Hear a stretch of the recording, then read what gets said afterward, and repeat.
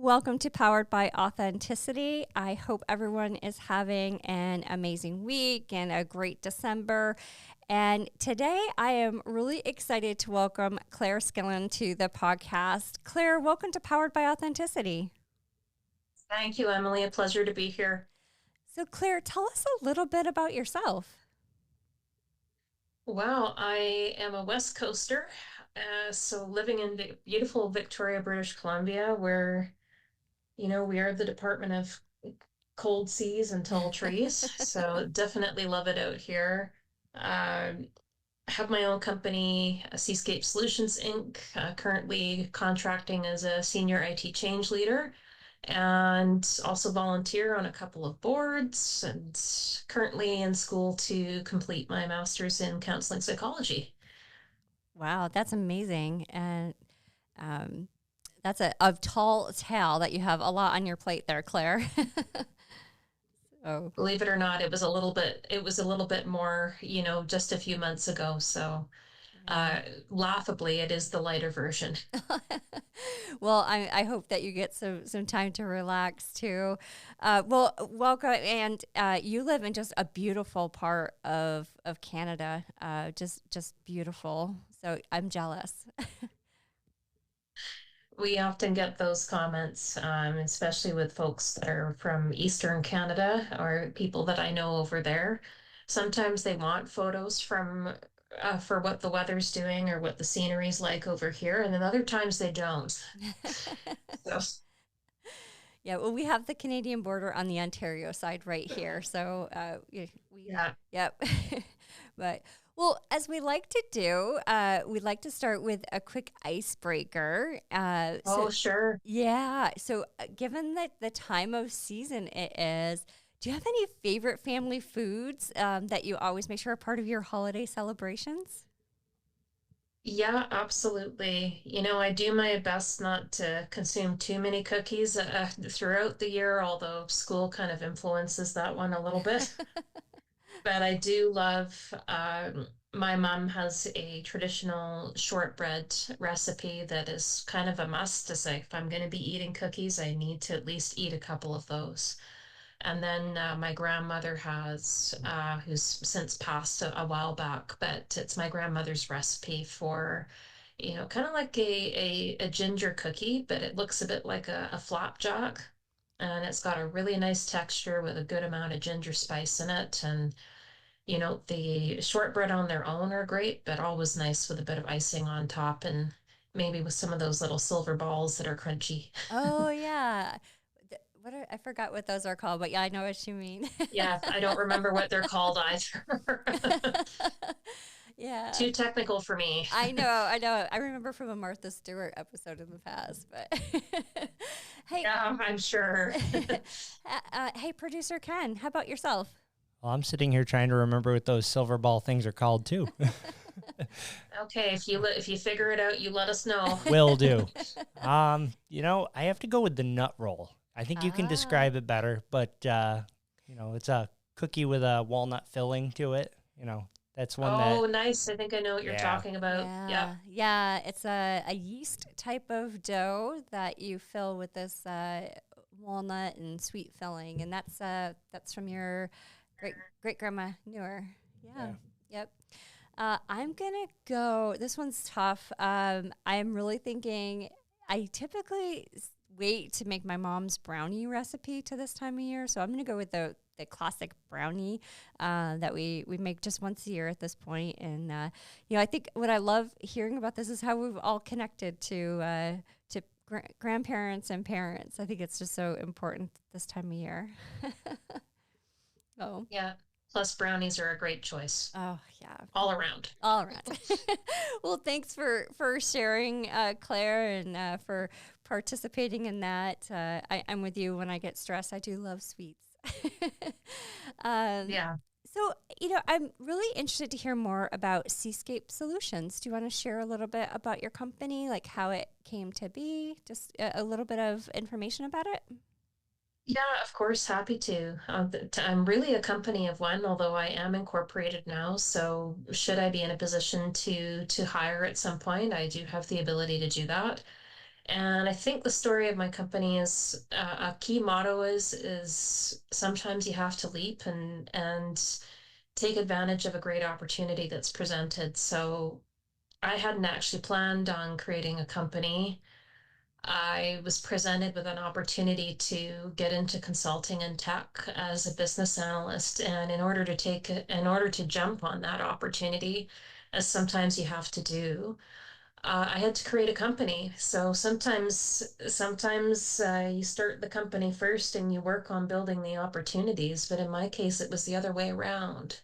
And what an amazing journey it has been so far. So Ceascape Solutions Inc. is really me at this point, and my focus or level areas of expertise focus on change leadership, project management, strategy, and business process.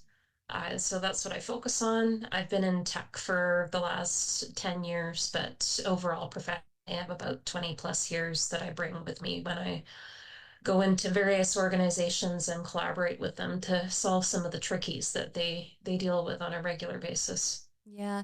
What I it's funny because I have a similar story. I had lost my job as part of a reduction in force in 2021, and an opportunity presented itself, and it was, well, you have to be your own organization. You have to come in as corp to corp, and I think what's inspiring about that is being able to see the opportunity and be able to act quickly and apply your skill sets, and now you have that company for yourself, and who knows how far you can grow it.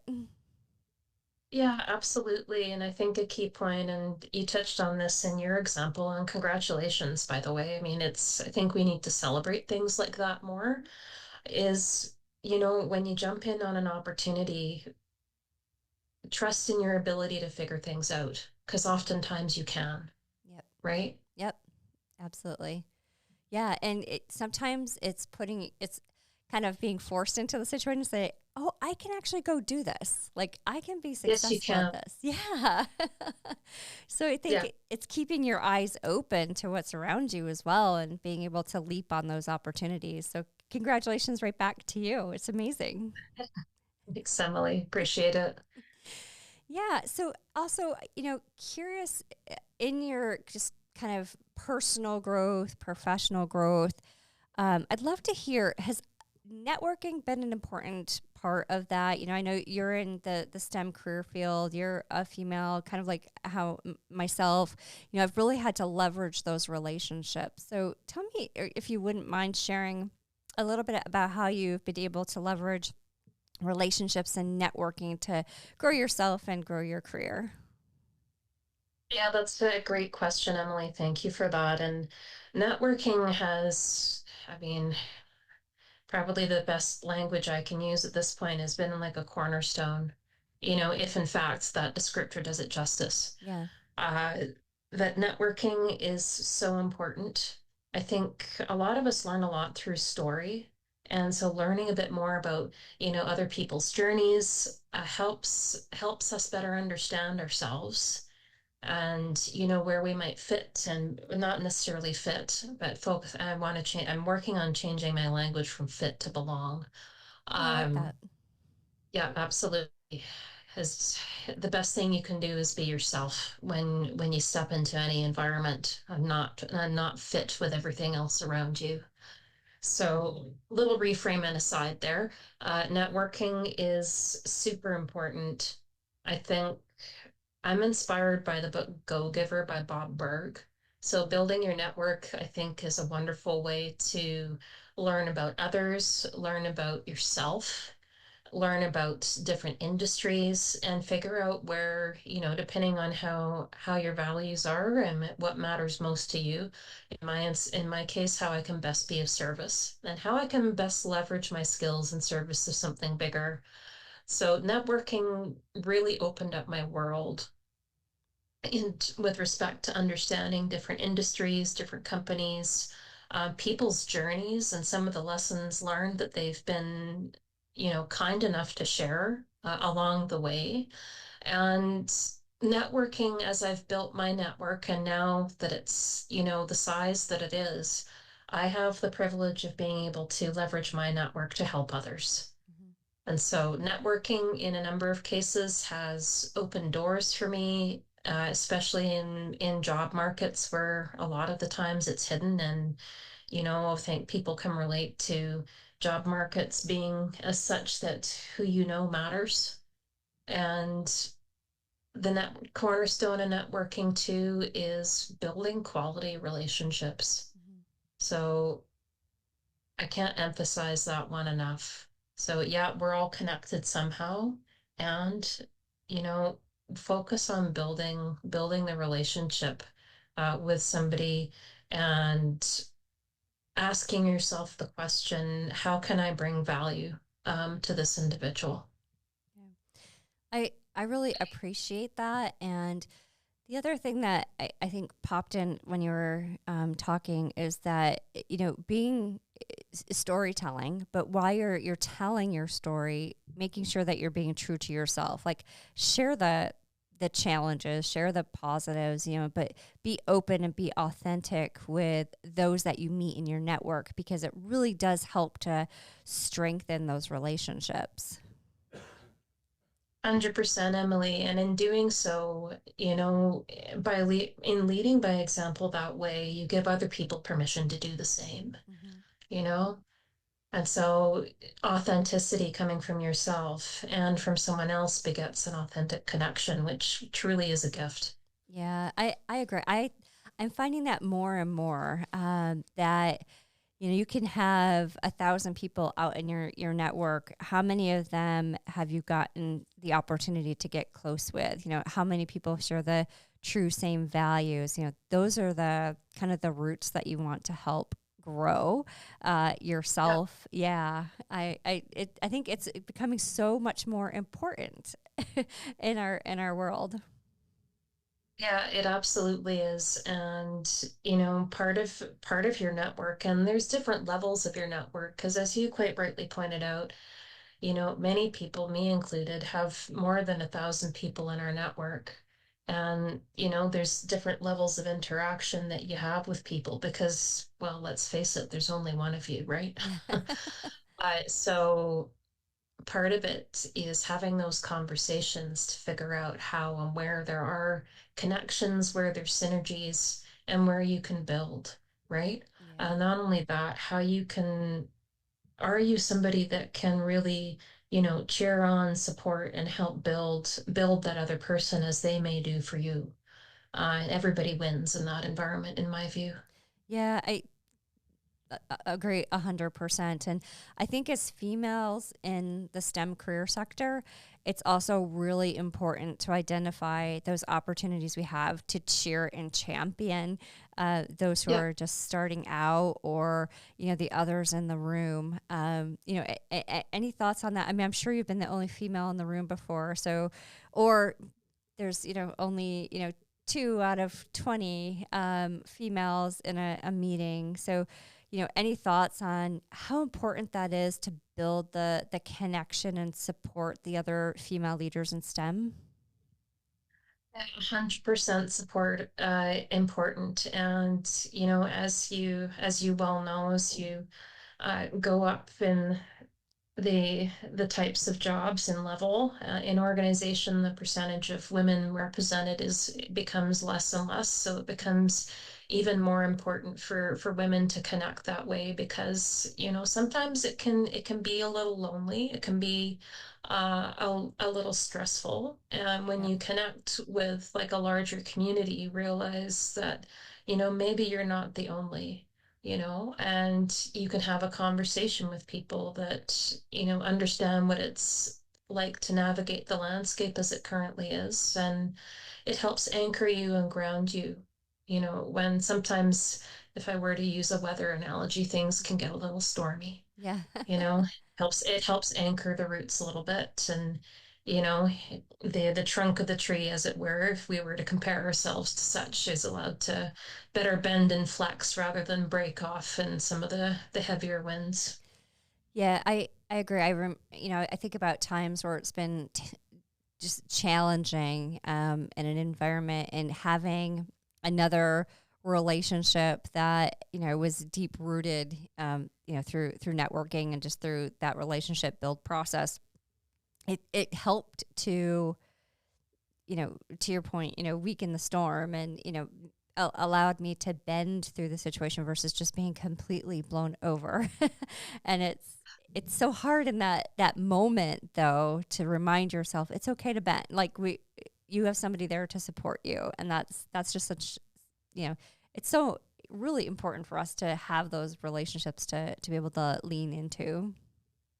Yeah, 100% on the relationships. And another key anchor or root system, if we carry on with the analogy, I suppose, is the self-knowledge. So knowing thyself, regardless of what level of role you hold, is such an important anchor in a workspace and in life.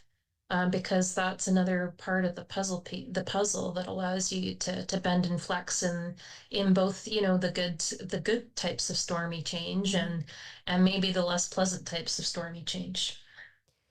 Yeah, actually, that's a very interesting point. The taking the time to make sure we know ourselves to that level, so that we know where to lean into and where we need support. I don't know if people take that time, honestly.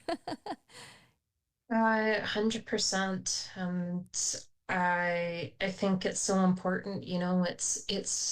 It's worth a moment to press pause. Even if it's for a few minutes in a day, and reconnect, or find something that you can do, within your week to connect to you, Emily as the person, not only the professional, right? Yep. And it helps ground you, right? It does. It does. There's someone who I follow on social platforms, and I will post it in the notes for right now. It's escaping me. But her point, Absolutely. her thing is to take 30 minutes for yourself every day before you start applying 30 minutes for somebody else. So before you start your workday, ground yourself, whether that's a walk, whether that's just a leisurely cup of coffee, but to help intentionally ground yourself for 30 minutes before you start your workday, and to get into those types of routines. Yeah, I love that. And that looks different for everyone, and 30 minutes is great. Like, be in your body as well. I think we underestimate the need just for simple things, as you pointed out, like going for a walk, or, taking a few deep breaths and really connecting and noticing the body, because it actually tells us a lot more than I think sometimes we realize or give it credit for. Yep. I love that. So, I'm walking away from this part of our conversation going, I can build great relationships and have an amazing network where I have a support system, like-minded, valued individuals, but also keeping in mind, if I don't do that for myself and take time for myself and breathe and really make sure I'm keeping myself authentic and true to my own being, I can't continue to grow and develop those other relationships. So I love that.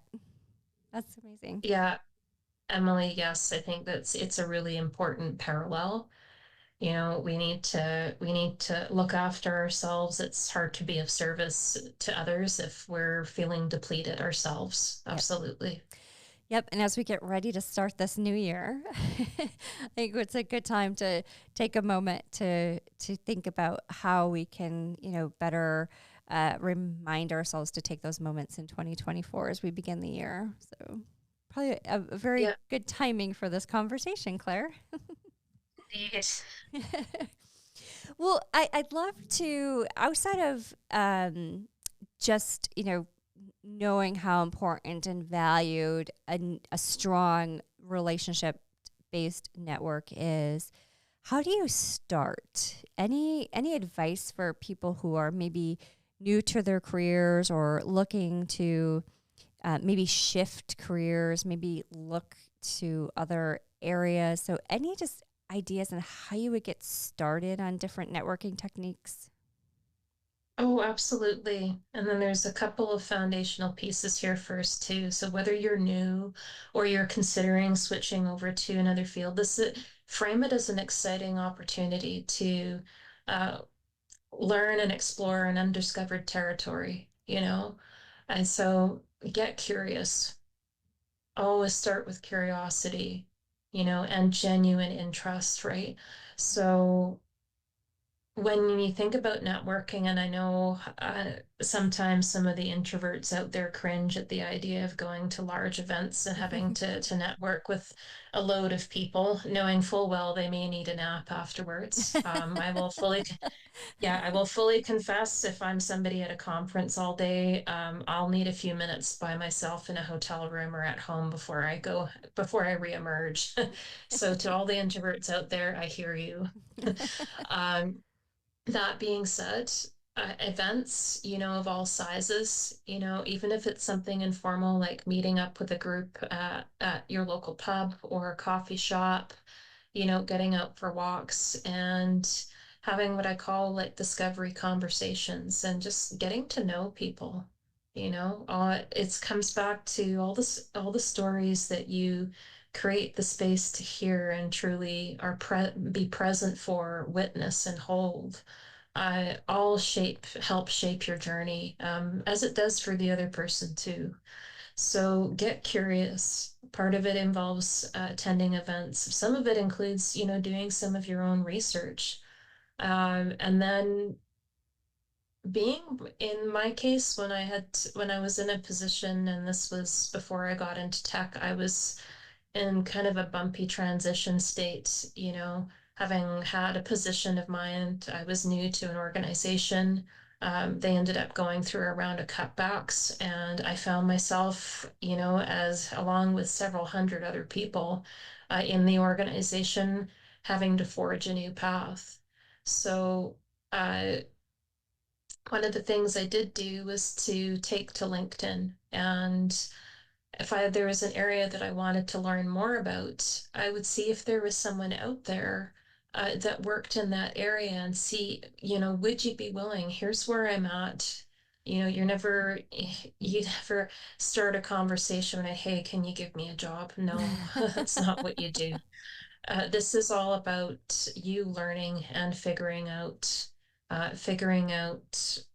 what really helps make you light up from the inside out, and some of that happens through conversations. So I actually reached out to people I'd never met before on LinkedIn, asking if they were open to having a quick call or a conversation.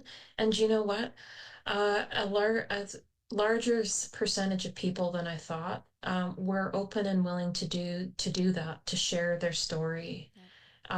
Always ask for the advice as well. What else do you think I should look into? Is there someone else that you think would be great to connect with, and, get that warm referral, right? Yep. I think that's a key piece.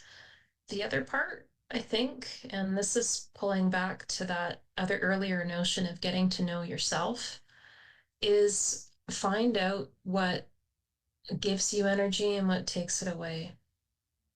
Um, so I'm not sure if I can swear on a Oh, podcast, sure. Go but for it, Claire. oh, We're good great. here. Cool. I love it. So I have the privilege of mentoring, two or three people at the moment, and I'm also a life coach too. So sometimes what I give people to do as a fun exercise is to, if they're not working currently, don't worry. Take a piece of paper, draw a line in the middle, and I call it the hit list and the shit list. And the hit list is all the things that you did day to day during a job, or, over a series of jobs that you noticed gave you energy. Again, the body knows. Like if you're needing a nap after you completed a 2 hour long task, then that's probably a really good indicator for you. That probably goes on the shit list. um, so be honest and be present with that. And that I find is some really good prep work to do before you embark on this journey of discovery, because then you've got a little bit more clarity around okay, you know, what gives me the most energy? Because that's an indication of how and where you can best be of service Yep. to those that you might be connecting with, and bring the best version of yourself forward. As always, there's always going to be things in no matter what role you do that, you know, might not be your favorite thing to do. But the key thing is the ratio, right? So if Yep. you're in a situation and you've got the ability to do a switch, or you're curious to where to start, you may want to look for types of roles that leverage more of those items on your hit list than of course the other one. Yeah. Yeah. It's, first of all, I love the fact, and I think honestly, as we evolve in our careers, it's probably not a bad idea to sit down and make that hit list versus shit list every once in a while, just to say, Yeah. am I doing what I should be doing? Like, is my current role or is the current trajectory of where I'm headed, is this on my hit list? Like, is this Yeah. truly what I should be doing? And what you want to do, right? Um, Yeah. yeah. So when you go through an exercise like that, you get a little bit clearer on the types of, you know, knowledge that you want to learn, you know, build, you know, industries you want to learn more about, and possibly connections that you may, or in conversations that you might want to have. Yep.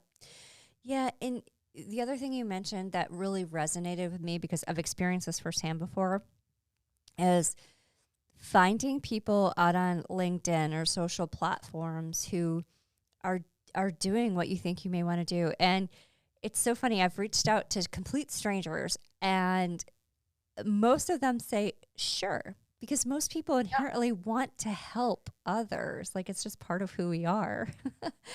And but it's so scary to send that email or that LinkedIn message. But it Yeah, it certainly can be. It certainly can be. And yet, you know, that's one of those other pieces. If it doesn't flow, let it go. yeah. No, seriously, it's sometimes it can get discouraging Yep. with, you know, with a no, but you got to trust that, okay, you know, that's not the right timing, or maybe not the right connection, right? Yep. So, and then you trust. Yep. I agree. And it is just it's so refreshing sometimes to see the amount of people who truly just want to help others by in saying yes. And the other thing is, it doesn't have to be a large commitment on either part. I know, Absolutely not. it may seem daunting. Oh, if somebody reaches out to me and I say yes, I'll help. What's the investment? It can be 5 minutes. That 5 minutes, that conversation can change the direction somebody's taking their life. It does not need to be a 4-day event. It can truly be a quick conversation to connect and hear each other, and it could possibly really change the direction that somebody's taking in their life, and it's just 5 minutes. Yeah, absolutely, Emily. I couldn't agree more. And to those of you who received LinkedIn messages from people who are curious about different paths, you know, please be willing to entertain a conversation, because as you quite rightly pointed out, you actually have an opportunity to, you know, to help shape a life in some small way.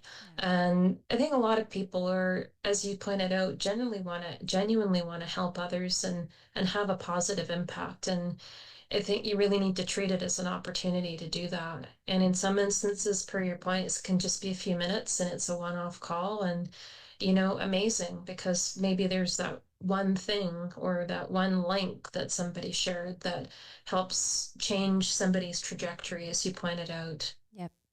Yeah, I've firsthand experienced that, and I just think it's just for both of us, it ended up being just such a positive experience in all instances. So, yeah. The other thing one thing I'm thinking of too is the whole opportunity to mentor and coach. So, if if you get that opportunity, and it sounds like, Claire, you have the opportunity right now to play that role as a mentor or coach, it can just truly, it's good for both involved, right? Like you learn something as a mentor, the mentees are learning. So what is your perspective on mentoring? What part of mentoring has helped to really grow your professional growth, and just, maybe share a little bit about what you're helping with now?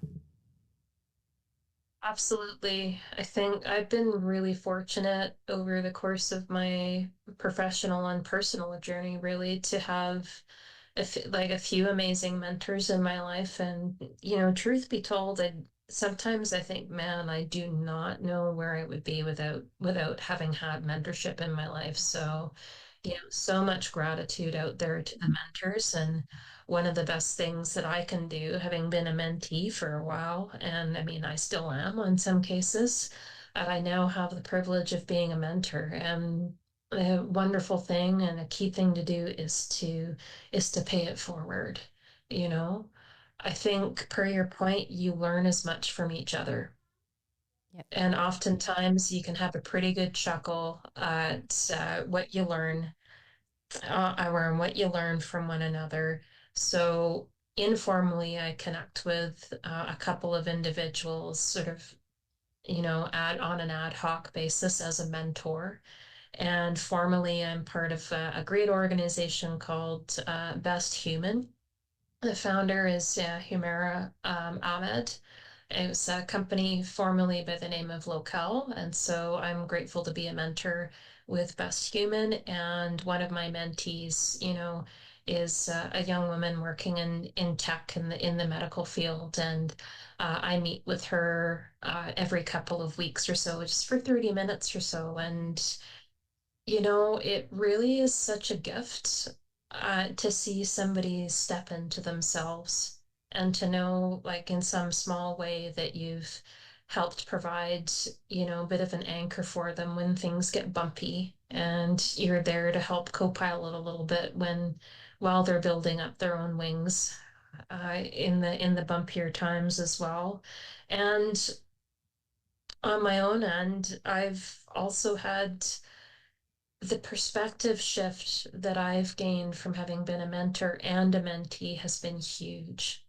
It's expanded my thought processes, it's challenged some of my attitudes and beliefs, which, that's something that we need to be doing on a regular basis. Yep. Yep.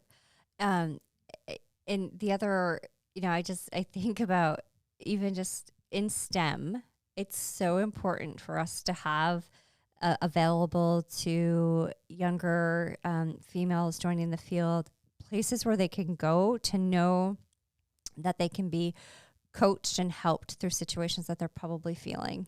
Again, that first time you walk into a room and you're the only female, and you're asked to take notes instead of being part of a conversation, and just being able to know that there's somebody there to help support you. That mentorship relationship is just so critical. It absolutely is. Because, when you come across situations like that, if it's happening on a regular basis, a person, or particularly somebody younger, who they run the risk of internalizing what that means. Yep. And so as a mentor, you can help keep them anchored in who they are and what they're capable of. Another key piece too is, see it, be it, dream it, be it. Yep. You need to see somebody else doing what you want to be doing to feel like you can do it too sometimes. I know I've felt that. Yeah. And yeah, so really important to be that person where you can as well. Yeah. It's motivating.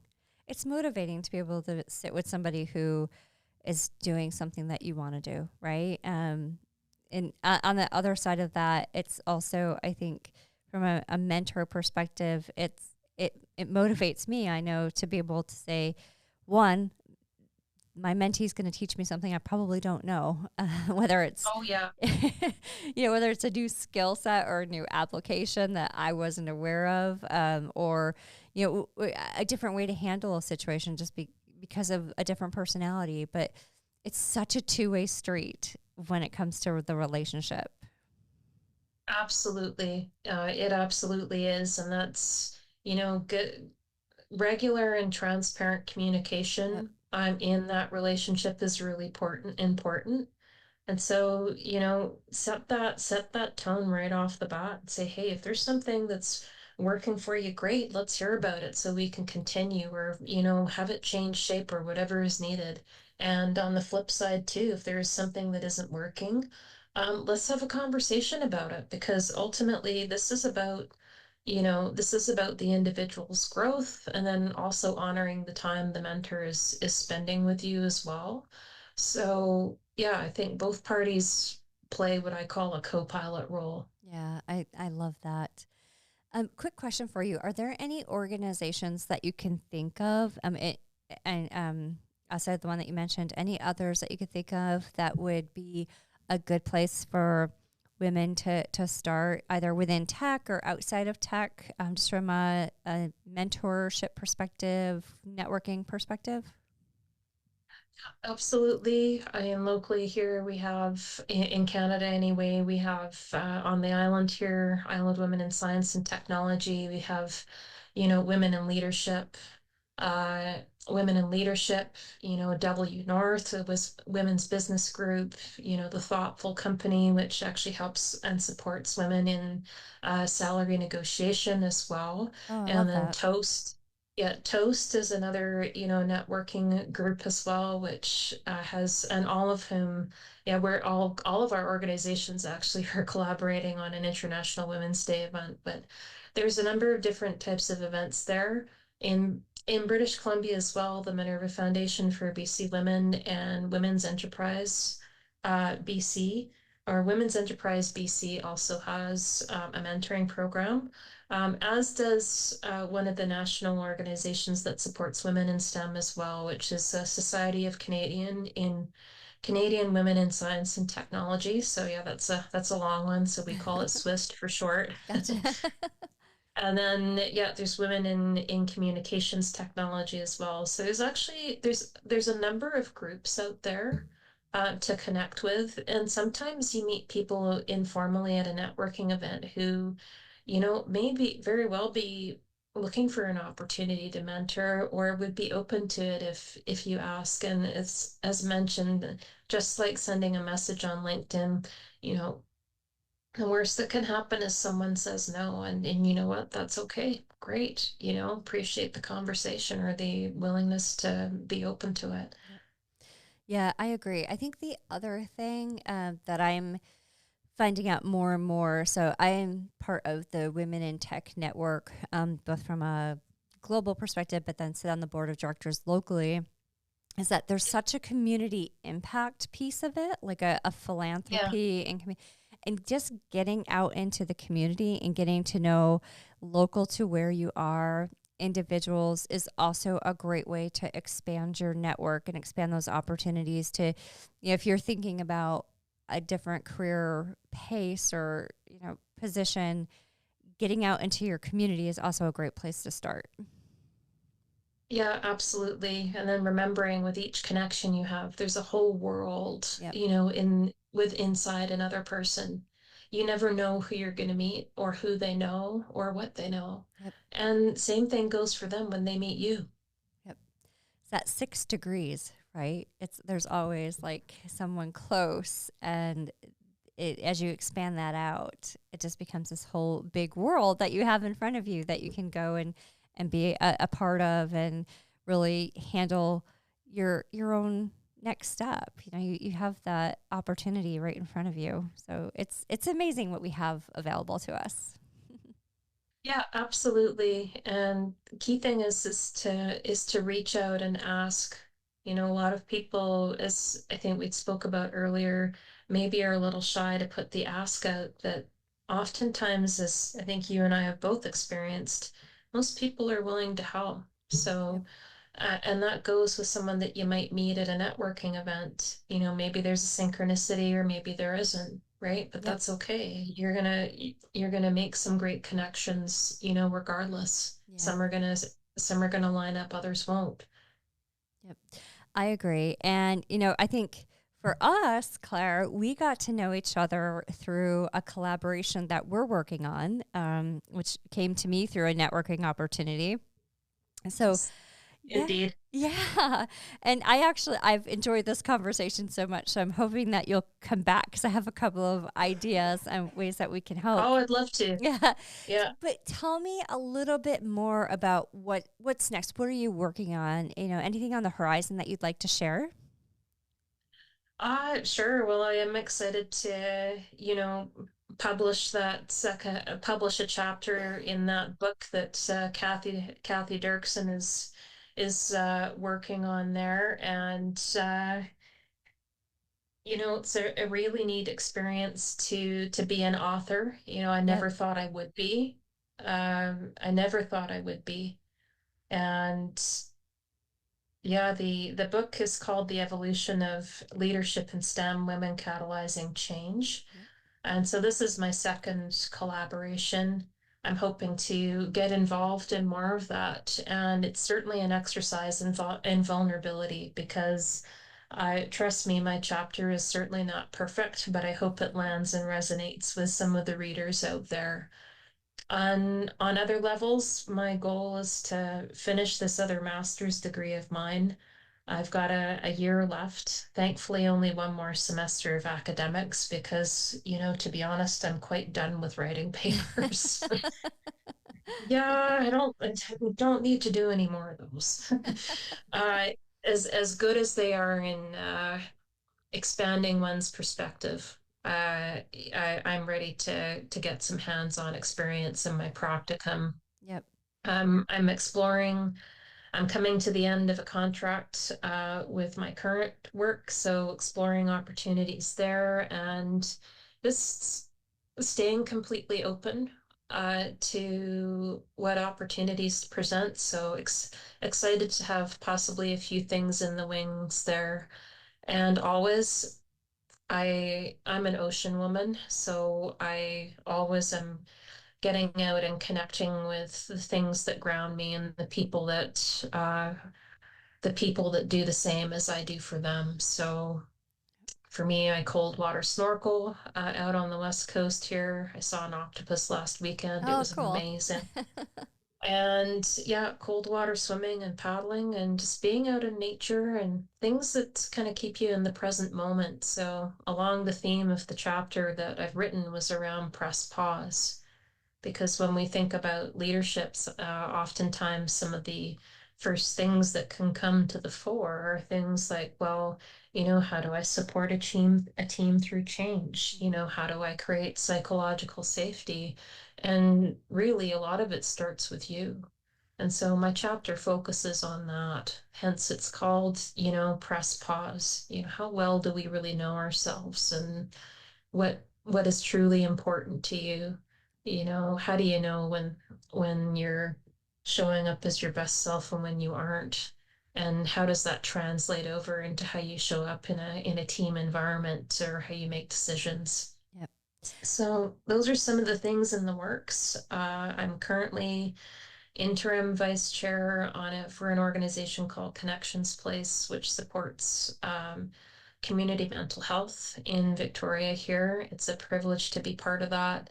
I've been an advisor for Island Women in Science and Technology for this past year and was past board chair, or was board chair before that. So I know I'll always have my connections there as well, and always looking for opportunities to see how I can help others to see if they can create something bigger. Yeah. I like what you said because from a leadership perspective, pressing pause. Yeah. It's one thing I have to say I embrace that perspective, Claire. I can't tell you how many times I've said to people, you need to walk away for 24 hours. Let's just go. Let's stop. Yeah. It's so important. You get into a flurry and things escalate.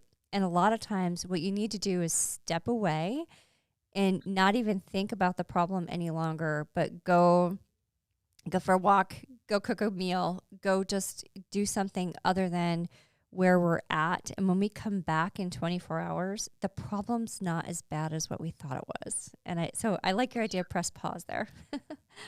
Oh, 100%. And Emily, it's so right about that. Just being able to shift your perspective. Yep. I think in particular, I think everybody faces this, and I think there's a particular pressure on leaders to always be on, Yep. and when you have a whole bunch of information, flying at you, how do you really press pause in 100-mile-an-hour world, right? Yep. Sometimes it still constitutes an act of rebellion to create 5 minutes for yourself. But when you're able to do that and what I call create an off ramp for what I call the clover leaf of overthinking.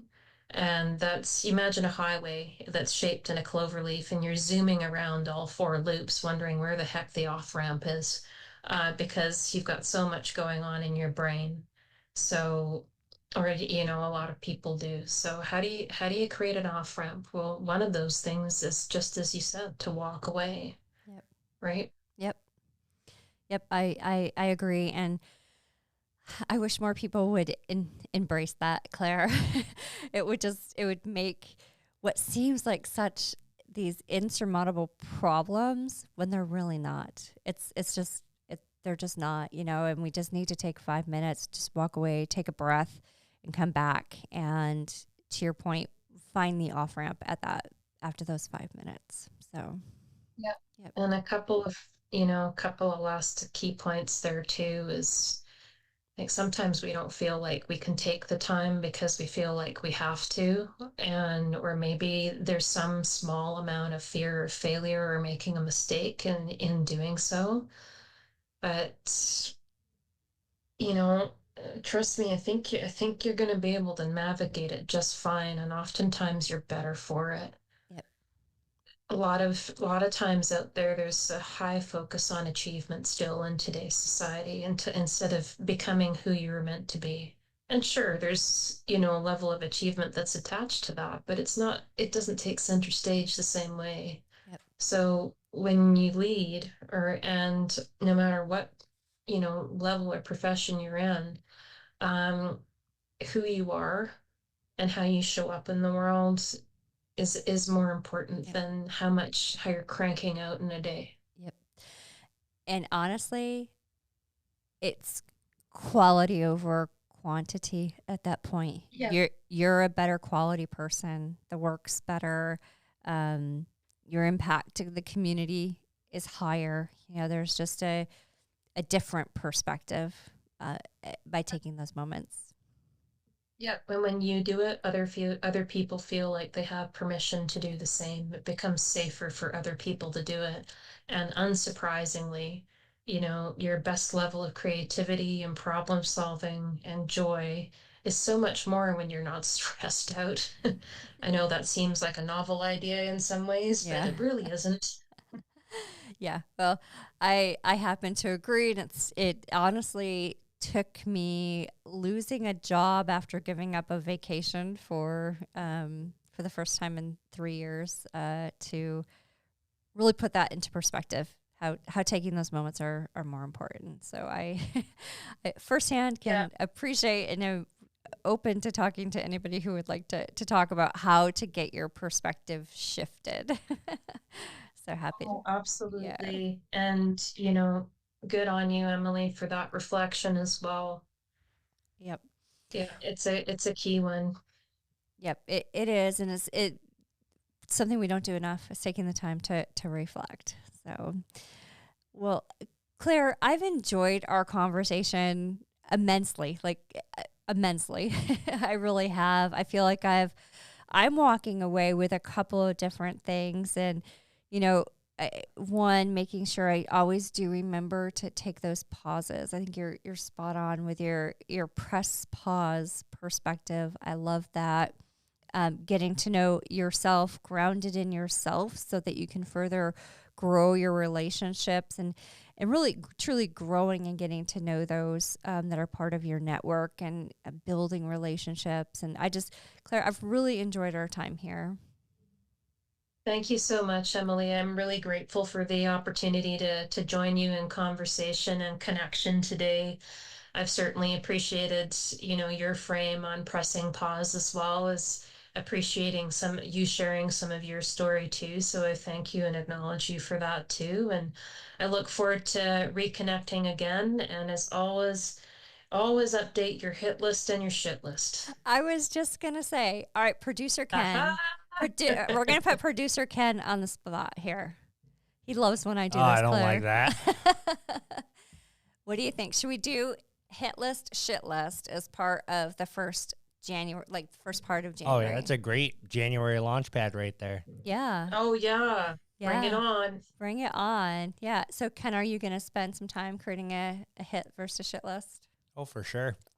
Definitely already have the Pay shit list put attention. together. That's the easier. That's amazing. So yeah, with that, pay attention to what makes you feel strong in the process of doing it and what drains the battery. And then you'll have a pretty clear idea of which side of the list it goes on. Well, I actually think it's a tremendous activity. So, for everybody, I think we have something here. I think, Claire, you've really helped to maybe. For sure. Yeah. Yes. Available to all ages, fun had by all. I love it. Well, Claire, thank you so much for being here. It's been amazing to have this conversation. I look forward to our book as it gets developed, reading your chapter. And I sincerely hope you'll come back to Powered by Authenticity and be a guest again. Thanks, Emily. Appreciate it. And thank you, Ken, as well in the background there. It would be a pleasure to do so. So please feel free to reach out anytime. And definitely a privilege to be in the same book with you. I'm excited to see what pops out. And may the vulnerabilities that we share and the stories we share have an impact on at least one person who reads it. Yes, absolutely. Absolutely. Well, Claire, I wish you the happiest of the Christmas season. I hope that you do get some time to press pause with all that you've had going on and take some time to enjoy maybe some snorkeling or maybe some of that fun outdoor activity that you also enjoy. Thanks so much, Emily. Happiest of holidays and Christmases to you both as well. I hope you get to eat some of those favorite baked goods that you spoke about earlier in the session there. And, best for 2024. I'm sure we'll connect again in the new year. Yes. Awesome. Thank you so much, Claire. Hey, producer Ken, thank you. You got it. And as always, I'd like to thank GoArt here in Batavia for the use of their podcast room brought to us through a community grant. Really appreciate the support that's been provided to the podcast. And again, Claire, thank you so much. And I hope you have a great holiday season. Thanks. And to you and to all the listeners out there as well. Thank you so much. Take great care. All right. Thanks. Bye. Bye now.